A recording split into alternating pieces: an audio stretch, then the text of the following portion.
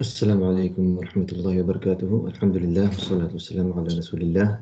बिफज़्लिल्लाहि ताला आज हम लोग स्टार्ट करेंगे इंशाअल्लाह सीड लेक्चर का सेशन नंबर 45, पेज नंबर 481 से लेकर 490 तक। तो इंशाअल्लाह हम स्क्रीन शेयर करते हैं। 1 सेकंड। ओके, उम्मीद स्क्रीन सबको दिख रही होगी। तो लास्ट में हम लोगों ने जो डिस्कस किया था, वो अभी जो डिस्कशन चल रहा था, जैसे सबको याद होगा कि लेटर्स जो सेंड किए जा रहे थे और ये सारी बातें स्प्रेडिंग ऑफ इस्लाम हो रही थी। ठीक है, तो यहाँ पर हम देखते हैं कि अ, एक जो लेटर गया था, letter the king of Oman के किंग को जाफर और उनके ब्रदर अब्द के पास गया था। तो उसमें जैसे वो बताते हैं कि बिस्मिल्लाहिर्रहमानिर्रहीम, जैसा कि हमेशा आदत थी बताने की कि ये ख़त है, यानी मोहम्मद बिन अब्दुल्ला है टू जाफ़र, यानी मोहम्मद सल्लल्लाहु अलैहि वसल्लम, मतलब बता रहे हैं। फिर बताते हैं कि वही चीज़ जो हमेशा से होती थी कि सलाम उस पर जिसने जो है क्या कहते हैं, इस्लाम कबूल किया। ठीक है, तो इसके बाद से फिर यहाँ पर आगे बात आती है कि मुझे भेजा गया है कि मैं तुम दोनों को मतलब इस्लाम की दावत देता हूँ, और फिर अल्लाह ताला ने मुझे एज ए प्रॉफिट भेजा है तमाम क्रिएशन के लिए, ताकि मैं उनके दिलों में अल्लाह का एक डर डाल दूँ, लोगों के दिलों में। ठीक है, उसके डिसोबीडिएंट क्रीचर्स के दिलों में। तो ताकि जो है तुम्हारे पास कोई तरह का एक्सक्यूज़ ना हो, तुम अल्लाह को डिनाई ना कर सको। अगर तुम दोनों इस्लाम एक्सेप्ट कर लेते हो तो तुम जो है मतलब अपनी कंट्री में रहोगे, कमांड पूरा करोगे। ठीक है, कोई तुम्हें हटाएगा नहीं वहाँ से। लेकिन लेकिन अगर तुमने जो है वो मना कर दिया, ठीक है, तो तुम्हें जो है याद रहना पड़ेगा कि तुम्हारी तमाम चीज़ें जो है ख़त्म होने वाली हैं, और हमारे जो मेरी जो फोर्स आएगी सब सारी कैलोरी तुम्हारी ले लेगी लैंड की, और मेरा जो प्रॉफिट है तुम्हारी किंगशिप पर ज़्यादा भारी पड़ जाएगा। इसके बाद आगे क्या होता है कि अमर बिन अल-आस रदियल्लाहु अन्हु, अम्र इब्न अल-आस, ठीक है, तो इनको अल्लाह के नबी सल्लल्लाहु अलैहि वसल्लम का पैगाम लेकर ओमान भेजा गया। तो उन्होंने एक वाक़या बयान किया जो उनके जाफ़र के दरबार में दाखिल होने से पहले हुआ। तो बताते बताते हैं कि जब मैं ओमान पहुंचा तो मैंने अब्द से मुलाकात की। याद है ना आप लोग को, दो लोगों के पास भेजा गया था, अब्द और उनके उनके भाई। अब्द से मुलाकात हुई जो अपने भाई के मुकाबले में नरम मिजाज था। हम दोनों की मतलब एक जो मतलब एक आपस में जो बातचीत हुई ऐसी थी। अम्र ने कहा, मैं अल्लाह के नबी सल्लल्लाहु अलैहि वसल्लम का एक सफ़ीर हूँ और तुम दोनों भाइयों से मुलाकात करने आया हूँ। अब्द ने कहा, तुम्हें मेरे भाई से मिलना पड़ेगा और उन्हें वो पैगाम सुनाना होगा जो तुम्हारे पास है। वो उमर और सल्तनत में मुझसे बड़े हैं। वैसे भी तुम्हारा मिशन क्या है? अमर कहते हैं कि हम तुम्हें अल्लाह पर ईमान लाने की दावत देते हैं जो एक है और जिसका कोई शरीक नहीं, और हम तुम्हें बाकी सब माबूद छोड़कर मोहम्मद सल्लल्लाहु अलैहि वसल्लम के रसूल होने की गवाही देने की दावत देते हैं। अब ने कहा, ए अम्र, तुम एक शरीफ खानदान से हो, लेकिन मुझे ये बताओ कि तुम्हारे वालिद का इस दीन के बारे में क्या रवैया है? रवैया था, तुम जानते हो कि हम उन्हीं के नक्शे कदम पर चलते हैं। तो अम्र ने कहा कि उनकी वफ़ात मोहम्मद सल्लल्लाहु अलैहि वसल्लम की रिसालत पर ईमान लाए बगैर हुई। काश वो इस्लाम कबूल कर लेते और इस पर ईमान ले आते। मैं भी उन्हीं के का रवैया अख्तियार किया मैंने भी उन्हीं का रवैया अख्तियार किया था, यहाँ तक कि अल्लाह ने मुझे इस्लाम की हिदायत दी। इसके बाद अब कहते हैं, तुमने इस्लाम कब कबूल किया? अम्र कहते हैं, जब मैं नजाशी के दरबार में था, नजाशी भी इस्लाम में दाखिल हो गए। अब उनकी कौम ने का क्या मतलब रिएक्शन था? अम्र ने कहा, उन्होंने नजाशी को तस्लीम किया और उनके नक्शे कदम पर चले। अब ने कहा, क्या बिशप्स और मॉन्क्स भी? तो अमर ने कहा, हाँ वो भी। तो अब ने कहा अब ने कहा, अमर झूठ से बचो, क्योंकि ये इंसान को किसी और चीज़ से पहले शर्मिंदा करता है। तो अमर ने कहा, मैं कभी झूठ नहीं बोलता और हमारा दीन भी इसकी इजाज़त नहीं देता है। फिर आगे देखिए क्या होता है। आगे होता है, अब कहता है, क्या हेराक्लियस को पता चला कि नजाशी ने इस्लाम कबूल कर लिया है? अमर ने कहा, बिल्कुल। अब ने कहा, तुम्हें ये कैसे पता चला? अम्र ने कहा रदियल्लाहु अन्हु, नजाशी पहले हरकुलिस को जिजिया दिया करते थे, ठीक है, लेकिन जब उन्होंने इस्लाम कबूल किया तो उन्होंने कसम खाई कि अब वो ये टैक्स बंद कर देंगे। जब ये बात हिरैक्लियस को पता चली तो उनके भाई अलियन्नाक ने उन्हें नजाशी के खिलाफ कुछ करने का मशवरा दिया, लेकिन हिरैक्लियस ने मना कर दिया और कहा कि अगर मुझे अपनी बादशाहत का लालच ना होता तो मैं भी यही करता। सुभान अल्लाह। अब ने कहा, तुम्हारे नबी सल्लल्लाहु अलैहि वसल्लम तुम्हें क्या हुक्म देते हैं? हमने कहा कि वो हमें अल्लाह जो अजीम और जलील है कि इताअत करने, तक़वा इख्तियार करने और रिश्तेदारों के साथ अच्छे ताल्लुकात बनाए रखने का हुक्म देते हैं। वो हमें जुल्म, ज़िना, नाफरमानी, शराब, बुत परस्ती और मतलब सलीब यानी क्रॉस की पूजा करने से मना करते हैं। अब ने कहा, जो तुम कह रहे हो वो बातें और अकीदे सच सच और इंसाफ पर मबनी है। काश मेरा भाई भी मेरी बात मान ले और मोहम्मद सल्लल्लाहु अलैहि वसल्लम पर ईमान ले आए, लेकिन उसे अपनी बादशाहत की लालच इस रास्ते में रोकती है। जज़ाकुमुल्लाह खैर। इंशाल्लाह काशिफ यहाँ से स्टार्ट करें अपना पार्ट।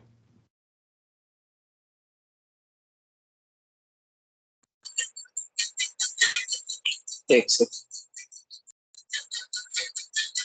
आवाज आ रही है ना मेरी साफ? आवाज आ रही, थोड़ा बैकग्राउंड पता नहीं कुछ चलने की आवाज आ रही, कुछ मोटर वोटर चल रहा है, ऐसा लगा मशीन हवा हवा चल रही, पंखा चल रहा है कुछ। पंखा ही चल रहा था, बंद कर दिया।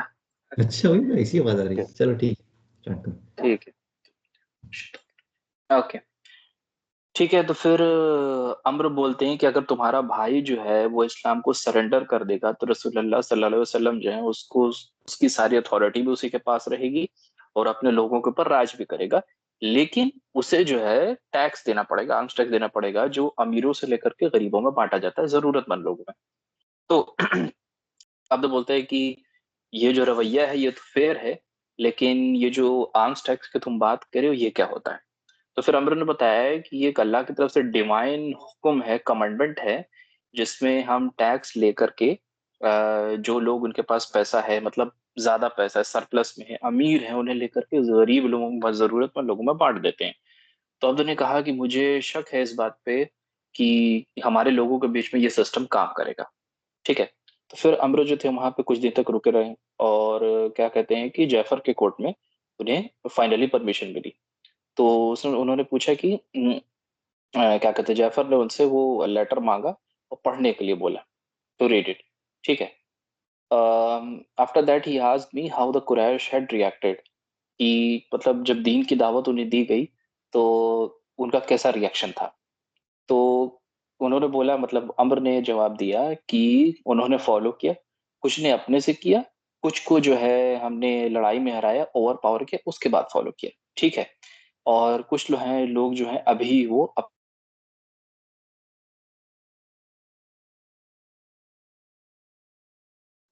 काशिफ आवाज गायब होगी तुम्हारी।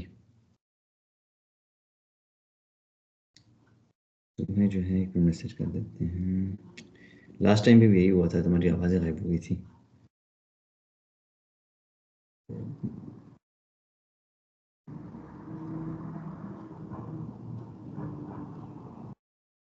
कॉल तो नहीं आएगी क्या है, हम फिर से कर कॉल, तुम कॉल कर लेते हैं।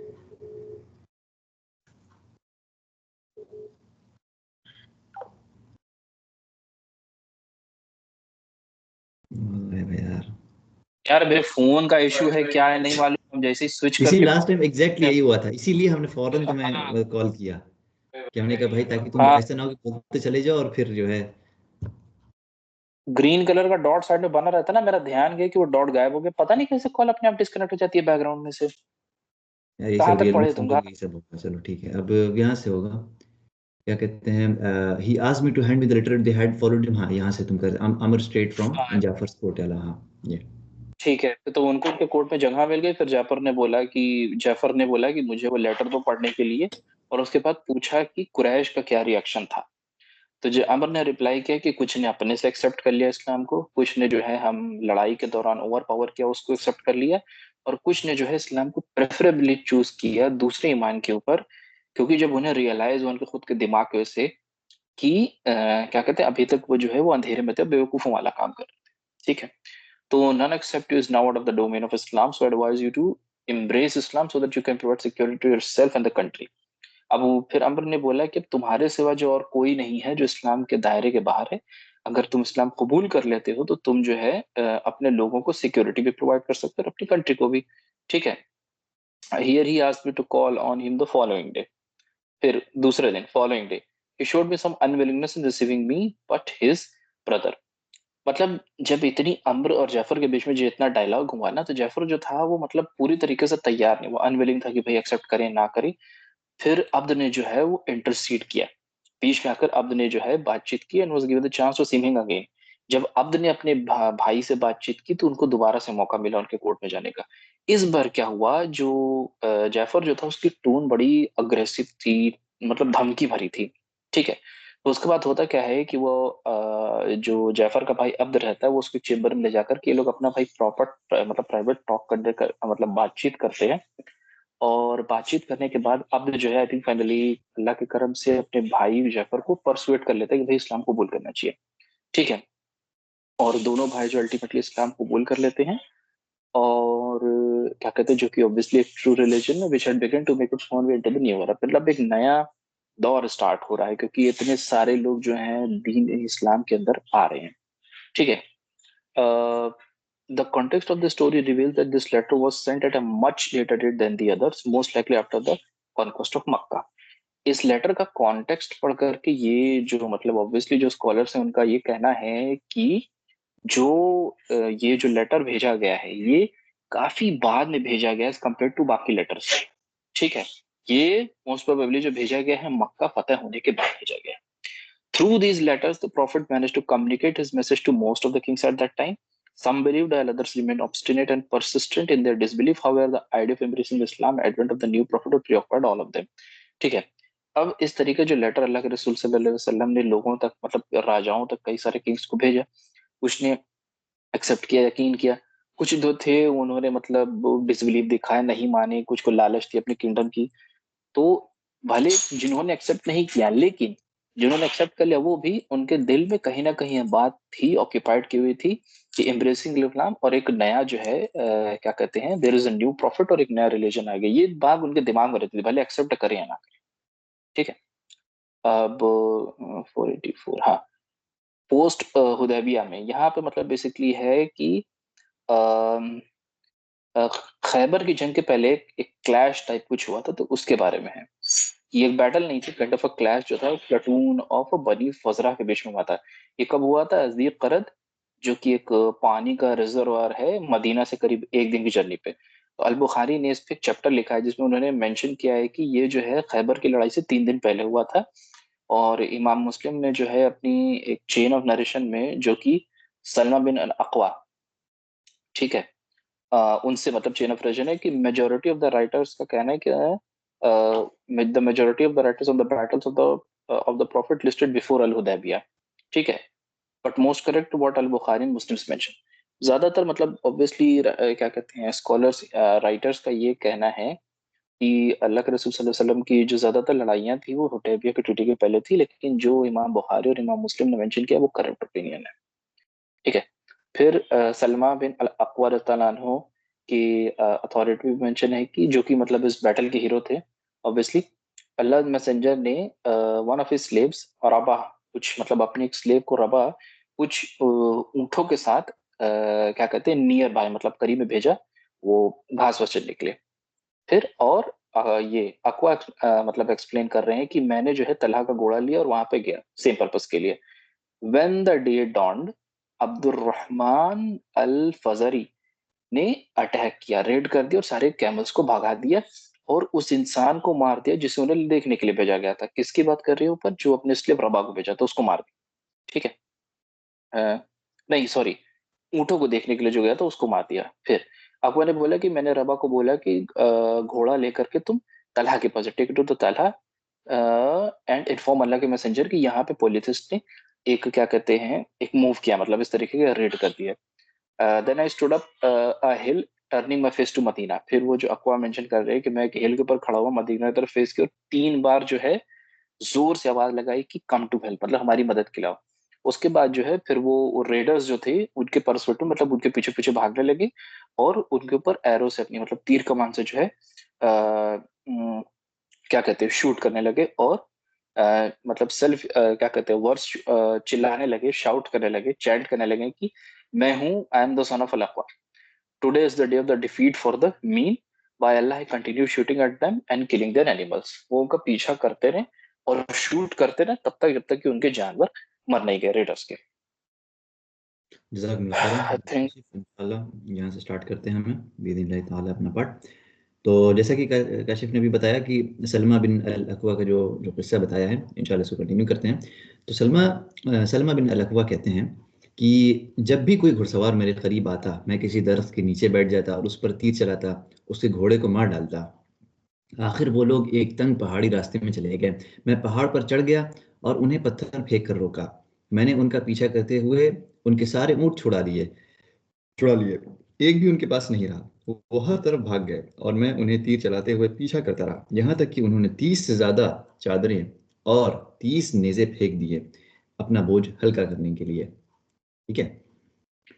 इसके बाद जो कुछ भी उन्होंने गिराया मैंने उस पर पत्थरों से निशान लगाया ताकि अल्लाह के नबी सल्लल्लाहु अलैहि वसल्लम और उनके साथी माल गनीमत को पहचान सकें। ठीक है। और फिर वो एक तंग वादी में पहुंचे और वहां कुछ खाने के लिए बैठ गए। मैं एक ऊंचे पत्थर पर बैठ गया। उनमें से 4 लोग पहाड़ पर चढ़कर मेरे करीब आए। जब वो इतने करीब आए कि मेरी आवाज़ सुन सकें, मैंने चिल्ला कर कहा कि क्या तुम मुझे पहचानते हो? उन्होंने कहा, नहीं, तुम कौन हो? मैंने कहा, मैं सलमा बिन अलअक्वा हूँ। मैं तुम में से किसी को मार सकता हूँ, लेकिन तुम मुझे नहीं पकड़ सकते। वो वापस चले गए। ठीक है। इसके बाद क्या होता है कि मैं वहीं था जब अल्लाह के नबी सल्लल्लाहु अलैहि वसल्लम के घुड़सवार दरख्तों के पीछे से के बीच से गुजरते हुए आए। सबसे आगे जो आए थे उनका नाम है अखरम। ठीक है। अखरम, और उनके बाद अबू क़तादा अल अंसारी और फिर अल मिक़दाद बिन अल असवद रज़ियल्लाहु अन्हु थे। अखरम और अखरम और अब्दुर्रहमान अल फ़ज़ारी का आमना सामने हुआ। अखरम ने अब्दुर्रहमान के घोड़े को मार गिराया, लेकिन अब्दुर्रहमान ने अपने नेज़े से अखरम को शहीद कर दिया। फिर अब्दुर्रहमान अखरम के घोड़े पर सवार हो गया और अबू क़तादा ने ये देखा और अब्दुर्रहमान से लड़ाई की और अपने नेज़े से उस पर बहुत फैटल मतलब वार की। ओके। मुशरिक भाग गए और मैं उनका पीछा करता रहा। मगरिब से पहले वो एक वादी पहुंचे जहां एक मतलब चश्मा था, एक झरना टाइप था, और जिसका नाम री करत था। वो वहां पानी पीने के लिए रुके, लेकिन मैंने उन्हें वहीं से भगा दिया और वो एक कतरा पानी भी ना पी सके।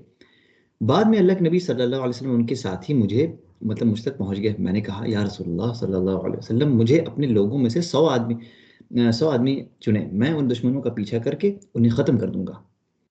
नबी सल्लल्लाहु अलैहि वसल्लम ने जवाब दिया, इब्न लकवा, अब तुम्हें उन्हें माफ़ करके अपना शर्फ दिखाना चाहिए। वो गदफ़ान के इलाके में पहुंच गए हैं और वहां दावत कर रहे हैं। फिर नबी सल्लल्लाहु अलैहि वसल्लम ने फरमाया, आज का सबसे बेहतरीन घुड़सवार अबू क़तादा है और आज का सबसे बेहतरीन पैदल फौज सलमा है। तारीफ़ की अल्लाह के नबी सल्लल्लाहु अलैहि वसल्लम ने। नबी सल्लल्लाहु अलैहि वसल्लम ने मुझे माल गनीमत में घुड़सवार का भी हिस्सा दिया और पैदल फौज का भी हिस्सा दिया। कैसे आपको पता है, जैसे इंसान जानता है ना कि घुड़सवार को ज़्यादा हिस्सा मिलता था और पैदल चलाने को कम हिस्सा मिलता था। तो वापस मदीना लौटने के लिए मुझे अपने मतलब जो मेरी शी कैमल थी, जिसका नाम अल-अदबा था, तब अपने साथ सवार कराया, जो मेरे लिए बहुत इज्जत की बात थी। तो इस इन्वेजन के दौरान नबी सल्लल्लाहु अलैहि वसल्लम ने मदीना का जो एडमिन थे उस वक्त, वो इब्न उम्म मक्तूम को दिया और झंडा मिक़दाद बिन आमिर के हवाले किया। जज़ाकल्लाहु खैरन। इंशाअल्लाह यहाँ से स्टार्ट करेंगे अदीब। आवाज आ रही? हाँ, साफ आ रही है। अब इस-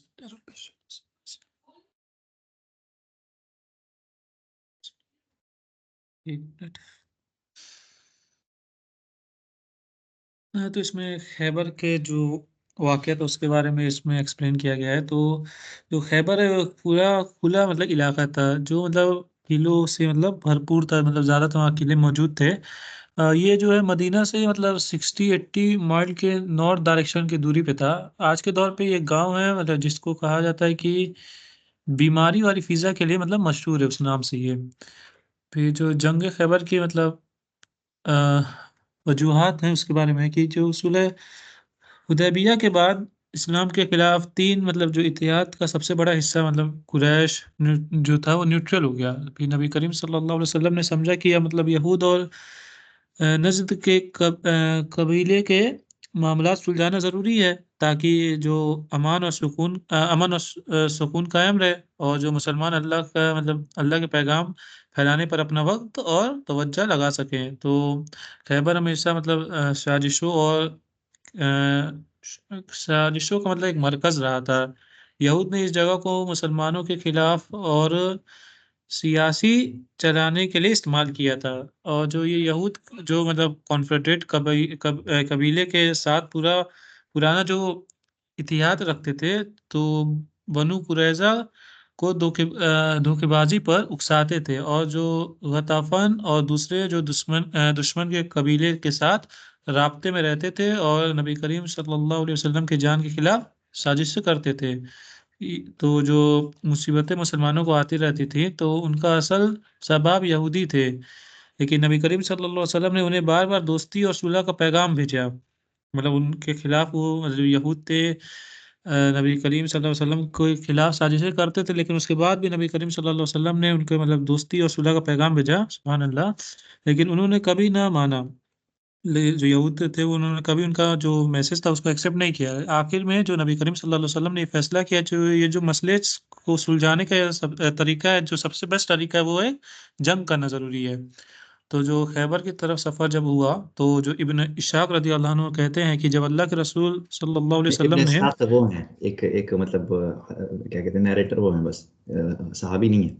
अच्छा अच्छा, इब्न इशाक कहते हैं कि जब अल्लाह के रसूल सल्लल्लाहु अलैहि वसल्लम ने सुलह हुदैबिया से वापस आ रहे थे, तो आप सल्लल्लाहु अलैहि वसल्लम जुल्हिज्जा और मुहर्रम के कुछ हिस्से मदीना में रहे थे। फिर मुहर्रम के आखिर में आप सल्लल्लाहु अलैहि वसल्लम खैबर के लिए निकल लिए थे। फिर है कि कुरान के मुफासिर कहते हैं कि खैबर का फतह अल्लाह का वादा था, जो इस आयत में समझाया गया। आयत में है चैप्टर नंबर 48 वर्स नंबर 20 है उसका ट्रांसलेशन है कि मतलब अल्लाह ने तुमसे वादा किया है कि तुम्हें बहुत सारी माले गनीमत मिलेगी, और उसने तुम्हारे लिए इसे जल्दी कर दिया। और फिर है कि ये जो सुलह हुदैबिया और खैबर के फतह की तरफ इशारा करते हैं कि जो मुनाफिक और कमज़ोर दिल वाले लोग सुलह हुदैबिया के वक्त मुसलमानों के साथ नहीं निकले थे, अल्लाह ने उनके बारे में नबी करीम सल्लल्लाहु अलैहि वसल्लम को अगले आयत में बताया। और एक मिनट, जज़ाकल्लाह खैर, यहाँ तक हो कंप्लीट हो गया है इंशाल्लाह। मुदस्सिर अच्छा आया अच्छा। कि नहीं अभी? आज अभी तक नहीं है कि हम उसका कंटिन्यू कर देते हैं। वो भी कहा था कि कुछ काम है। अच्छा, तो यहाँ पर अल्लाह ताला कुरान की आयत में बताते हैं कि जो लोग लैग कर जाते हैं उनको जो है जब भेजा जाएगा मतलब जैसे स्पॉइल्स के लिए, जब तुम जाओगे स्पॉइल लेने, हमारे गनीमत लेने, तो वो लोग कहेंगे कि हमें भी अलाउ करो कि हम तुम्हें फॉलो करें। वो चाहते हैं अल्लाह ताला की जो ना अल्फाज उसको तब्दील कर दें, लिंक कह दो कि तुम हमको फॉलो नहीं करोगे। और फिर ये चीज़ अल्लाह ने पहले ही कह दी है। फिर वो कहेंगे तुम हमसे बस मतलब एनवी करते हो, हमसे जलते हो, एनवियस हो। लेकिन वो समझते नहीं है बस थोड़ा सा। उसके बाद से अल्लाह के नबी सल्लल्लाहु अलैहि वसल्लम ने उन मुसलमानों को बुलाया जो अल्लाह के रास्ते में लड़ने के लिए तैयार थे, और सिर्फ वही लोग उनके साथ खैबर की जंग के लिए चले। ठीक है। और 14,000 मुसलमान 14,000 मुसलमान ने नबी सल्लल्लाहु अलैहि वसल्लम की दावत को कबूल किया और बैत की। इस दौरान नबी सल्लल्लाहु अलैहि वसल्लम ने सिबा बिन अरफता अल-ग़िफ़ारी रज़ियल्लाहु अन्हु को मदीना के मामला संभालने के लिए चुना। इसी वक्त एक और अहम वाक़या था, अबू हुरैरा रज़ियल्लाहु अन्हु का इस्लाम कबूल करना, जो बाद में एक अजीम मुसलमान आलिम और नबी सल्लल्लाहु अलैहि वसल्लम की हदीसों के मारूफ रावियों में शामिल हुए। मुनाफिकों ने क्या किया? यहूद को खबर किया कि मुनाफिकों ने मुसलमानों के नए इरादों को देखते हुए यहूद को मुसलसल जानकारी देनी शुरू कर दी। उनके सरदार अब्दुल्ला बिन उबई ने खैबर के यहूद को पैगाम भेजा कि वो मुसलमानों के खिलाफ तैयार हो जाएं। यहूद को कहा गया कि वो मुसलमानों को मुकाबला करें, क्योंकि उनकी तादाद ज़्यादा है और उनका असलहा बेहतर है। यहूद ने यह सुनकर अपने पुराने साथी गदफ़ान के कबीले के पास किनाना बिन अब्दुल हुकैक और हौदा बिन कैस को भेजा, उनसे मदद मांगी और वादा किया कि अगर वो मुसलमानों को हरा दें तो वो अपने खेतों का फल का आधा हिस्सा उनमें मतलब उन्हें देंगे। फिर खैबर का सफ़र देखिए कैसे होता है कि नबी सल्लल्लाहु अलैहि वसल्लम ने जो इस्र पहाड़, उसके रास्ते से गुजरते हुए राजा नाम की वादी में एक कैंप लगाया। ये जगह गतफ़ान कबीले के इलाके से एक दिन और एक रात के फासले पर थी। ये इसलिए किया गया ताकि गतफ़ान को यहूद की मदद करने से रोका जा सके। सफ़र के दौरान नबी सल्लल्लाहु अलैहि वसल्लम के साथ चलने वाले गाइड उन्हें एक जंक्शन तक ले आए जहाँ से कई रास्ते निकलते हैं। ठीक है, तो जंक्शन हम लोग अक्सर देखते हैं ना, ट्रेन स्टेशन पर लिखा रहता है फलाना जंक्शन, है कि इस स्टेशन से बहुत सारे रास्ते निकलते हैं, यानी बहुत सारी जगह पे ट्रेन जा सकती है। इसके बाद क्या होता है कि सलमा बिन अल-अक्वा, अरे ये कहाँ चला गया? हाँ, यहाँ पर आती है कि फिर वो लोग ये जो मतलब तमाम डायरेक्शंस की तरफ ये चीज़ जाती थी। उसके बाद से फिर अल्लाह के नबी सल्लल्लाहु अलैहि वसल्लम ने जो पहले 3 रूट थे उनको उनसे एब्सटेन किया, क्योंकि उनके ऑफ द से फिर जो है चौथे डायरेक्शन को चूज़ किया। उसके बाद से यहाँ पर कुछ इंपॉर्टेंट बात आती है, इसमें नरेट किया गया है कि सलमा बिन अल-अक्वा उनके मुताबिक वो कहते हैं कि हम नबी सल्लल्लाहु अलैहि वसल्लम के साथ खैबर की तरफ रात के वक्त सफ़र करते हुए चले। एक शख्स ने उनके भाई आमिर रदियल्लाहु अन्हु से कहा, क्या तुम हमें अपने कुछ अशार नहीं सुनाते जो तुम्हारे पास है? तब आमिर रदियल्लाहु अन्हु ने अपने अशार सुनाए, जो कुछ इस तरह थे, ए अल्लाह, अगर तू हमें हिदायत ना देता तो हम कभी सही रास्ता ना पाते, ना सदका करते और ना ही नमाज पढ़ते। हम अपनी ज़िंदगियां तेरे लिए कुर्बान करने को तैयार हैं, हमें माफ़ कर दे, और जब हम अपने दुश्मनों का सामना करें तो हमें मजबूत बना दे, हमें अमन और सुकून दे, और देख जब वो मदद के लिए पुकारते हैं तो हम उनकी मदद के लिए जाते हैं। तभी नबी सल्लल्लाहु अलैहि वसल्लम उनकी आवाज़ सुनकर फरमाया, ये ऊँटों का चरवाहा कौन है? तो इंशाअल्लाह नेक्स्ट सेशन में हम लोग यहाँ से स्टार्ट करेंगे। जज़ाकुमुल्लाह खैर, आप लोग यहाँ तक जुड़े रहे हम लोग के साथ। इस वीडियो को शेयर करें अपने फ्रेंड्स साथियों के साथ। सुब्हानकल्लाहुम्मा व बिहम्दिक, अशहदु अन ला इलाहा इल्ला अंत, अस्तगफिरुका व अतूबु इलैक।